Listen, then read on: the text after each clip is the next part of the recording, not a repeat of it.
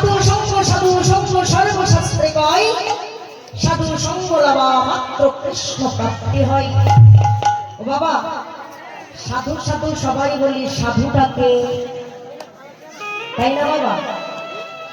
যারা গেরুয়া বস্ত্র পরিধান করে, মোটা মালা মাথা মালা গলায় দেয়, ললাটে সিঁদুর দেয়, বলি তারা কি সাধু? শাস্ত্রে বলছে তারা সাধু নয়, তারা সাধু নয়। সাধুটাকে দেখুন, একদিন নারদ মুনি, আস্তে আস্তে একদিন নারদ মুনি সাধু খুঁজতে বেরিয়েছে। রাধে রাধে। বৈগর্গ মুনি সাধু খুঁজতে যাচ্ছে। শ্রী কৃষ্ণ গোবিন্দ হরে মুরারি, হে নাথ নারায়ণ বাসুদেবা। শ্রী কৃষ্ণ গোবিন্দ হরে মুরারি, হে নাথ নারায়ণ বাসুদেবা। শ্রী কৃষ্ণ গোবিন্দ হরে মুরারি, হে নাথ নারায়ণ বাসুদেবা। শ্রী কৃষ্ণ গোবিন্দ হরে মুরারি, হে নাথ নারায়ণ বাসুদেবা। শ্রী কৃষ্ণ গোবিন্দ হরে মুরারি, নারায়ণ নারায়ণ নারায়ণ। কোথায় গেল? ব্রহ্মদেবের কাছে। ব্রহ্মদেবকে প্রণাম করলেন। প্রণাম করে বললেন, হে ব্রহ্মদেব। ব্রহ্মদেব বললেন, তুমি এসেছো কেন? বৈগর্গ মুনি বলল, হে ব্রহ্মদেব, আপনি কৃপা করে বলুন সাধু কাকে বলে। এইবার বৈগর্গ মুনির কথা শুনে ব্রহ্মদেব বলল, আমি তো জানি না সাধু কাকে বলে।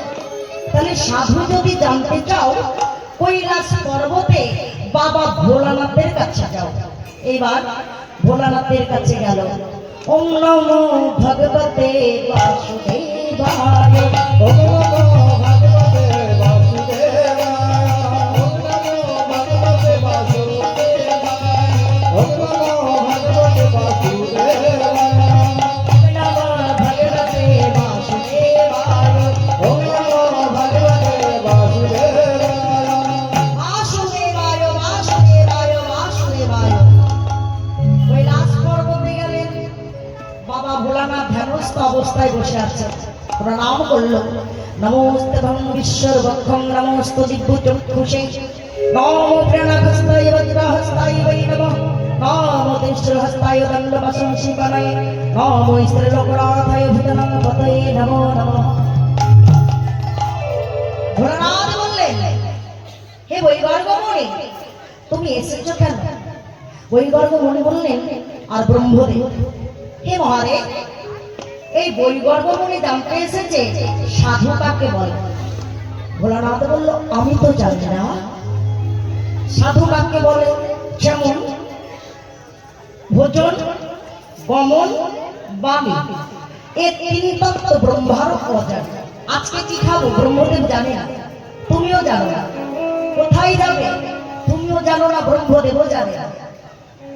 কোথায় যাবে, কি খাবে, কাকে কি বলবে, আমরা কেউ যেমন জানি না, ব্রহ্মদেবও জানে না। তাহলে সাধু কাকে বলে আমি জানি না।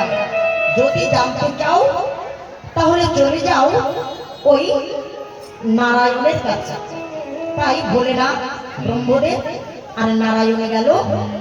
ভোলানাথ ব্রহ্মদেব আর মহাদেব ক্ষীরোদ সাগরের কোলে গেল নারায়ণের কাছে। প্রভু নারায়ণ আছেন, তার আগে প্রণাম করলো। সশঙ্খ চক্রম সুকিরীট কুণ্ডলম শোভিত বস্ত্রম সরসীরুহেক্ষণম সাহারবক্ষস্থলকৌস্তুভস্নায়ম নমামি বিষ্ণু শিরসা চতুর্ভুজম। প্রণাম করে বললেন, হে নারায়ণ, জানতে এসেছি সাধু কাকে বলে। নারায়ণ বললে, আমি তো জানি না, চলে যাও অনন্ত দেবের কাছে। অনন্ত দেবটাকে মা, যারা যে কিনা পৃথিবীকে ধারণ করে রেখেছে পাতালে।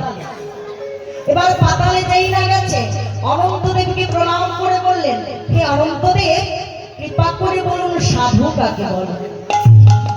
অনন্ত দেব বললেন, বেশ, সাধু কাকে বলে জানতে এসেছো যেহেতু, তাহলে এই পৃথিবীটা তুমি ধারণ করো।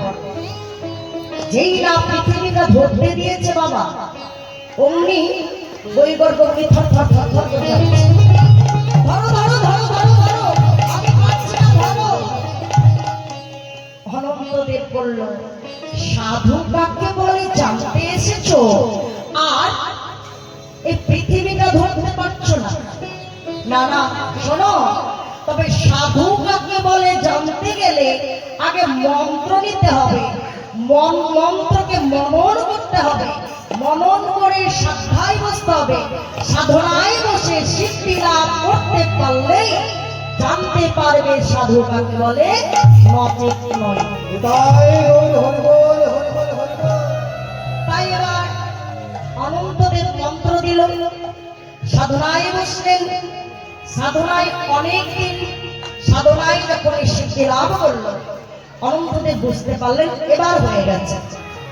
তাই কি করলেন, বললেন ওই গর্গমণি, এইবার তুমি পৃথিবীটা ধারণ করো। ওমা, এবার যেই না ধারণ করেছে আর কিন্তু টলে না। বলছে অনন্তদেব, আর আমার কোনো ভয় নেই।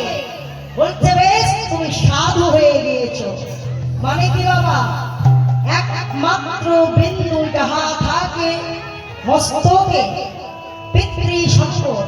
প্রাকৃত জগতে পিতৃ সম্পদ হচ্ছে ধন রত্ন টাকা পয়সা বাড়ি গাড়ি, যাহা যত্ন সহকারে রাখা যায় তাতে কোনো ফল লাভ হয় না। আর যেই বিন্দু মাত্র পিতৃ সম্পদ গুরুপদে আশ্রয় নিয়ে যারা ধারণ করে রাখতে পেরেছে তারাই হচ্ছে সাধু।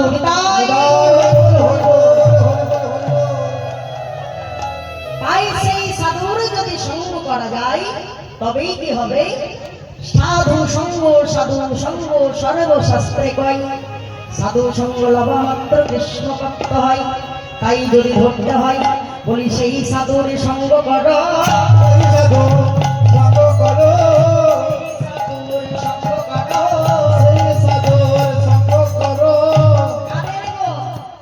যারা বাচ্চা মরার মন্ত্র জানে সেই সাধু সঙ্গ করো,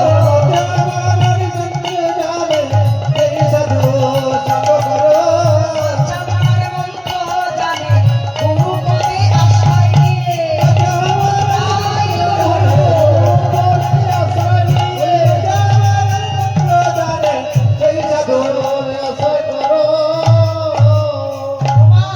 তাহলে যারা বাচ্চা মরার মন্ত্র জানে সেই সাধুর সঙ্গ করলেই বাঁচতে পারবে। আর কৃষ্ণ ধনকে কিভাবে যত্ন করতে হয়, কিভাবে কাটতে হয়, কিভাবে সেবা দিতে হয় তখনই জানা যাবে, নচেত নয়।